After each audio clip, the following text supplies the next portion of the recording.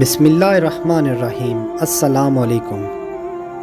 احنف بن قیس رضی اللہ عنہ فرماتے ہیں کہ حضرت عمر رضی اللہ عنہ سے ملاقات کے لیے ایک مرتبہ مدینہ شریف جانا ہوا۔ ایک مجمع میں حضرت کعب اخبار رضی اللہ عنہ کو تقریر کرتے ہوئے دیکھا تو میں بھی بیٹھ گیا۔ وہ فرما رہے تھے کہ حضرت آدم علیہ السلام نے وفات کے وقت اللہ تعالیٰ سے عرض کیا، یا اللہ، میری موت سے میرا ازلی دشمن ابلیس بہت خوش ہوا ہوگا، اس کو تو قیامت تک زندہ رہنا ہے۔ جواب ملا، آدم، تم انتقال کے بعد جنت میں چلے جاؤ گے اور وہ ملعون قیامت تک دنیا ہی میں رہے گا۔ آخر میں اس کو موت آئے گی تاکہ ساری دنیا کے برابر لوگوں کی تکلیف اٹھائے۔ آدم علیہ السلام نے ملک الموت سے فرمایا، ابلیس کی موت کا منظر مجھے بھی کچھ بتاؤ۔ فرشتہ نے سنانا شروع کیا تو وہ اتنا دردناک تھا کہ حضرت آدم علیہ السلام سن نہ سکے۔ فرمایا، بس کرو، اب نہیں سنا جاتا۔ اتنا فرما کر حضرت کعب رضی اللہ عنہ خاموش ہو گئے۔ لوگوں نے کہا، حضرت کچھ ہمارے سامنے بھی اس کی موت کا منظر بیان فرمائیں۔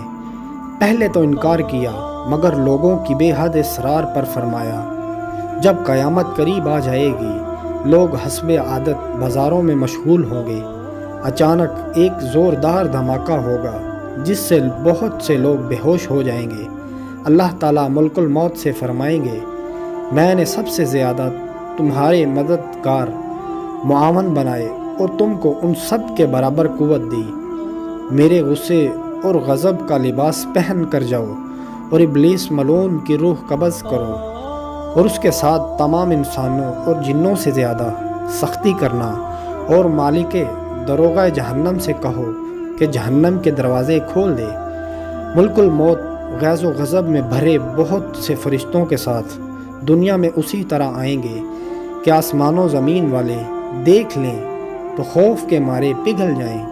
ابلیس کے پاس پہنچ کر بہت زور سے ڈانٹ پلائیں گے، جس سے ابلیس بری طرح دھاڑے مار مار کر چیخے گا۔ اگر دنیا والے اس کی آواز سن لیں تو بے ہوش ہو جائیں گے۔ ملک الموت ابلیس سے کہیں گے، خبیث، تو نے بہت سے طویل عمر پائی ہے اور بے شمار انسانوں کو گمراہ کیا جو تیرے ساتھ جہنم میں جائیں گے۔ آج ان سب کے برابر تجھے موت کا مزہ چکھاؤں گا۔